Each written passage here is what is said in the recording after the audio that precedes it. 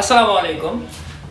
বিষয় হচ্ছে যে রাজশাহীতে চাইনিজ রেস্টুরেন্ট আছে বা হচ্ছে ইন্ডিয়ান ফুড আছে, কিন্তু জাপানিজ রেস্টুরেন্ট মানে জাপানিজ ফুড কোথায় পাওয়া যায় সেটাই আজকে আপনাদের দেখাবো। চলুন জাপানিজ ফুড কোথায় পাওয়া যায় আমরা আজকে দেখব।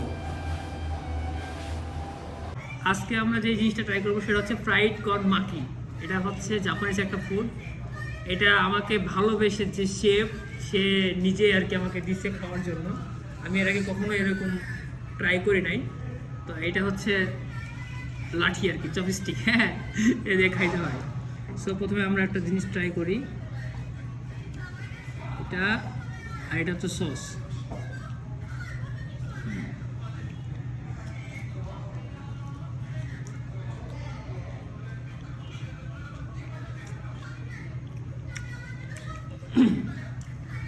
একটা কথাই বলবো, যদি জাপানিজ ফুডে অভ্যস্ত না থাকেন আপনার কাছে অবশ্যই খারাপ লাগবে।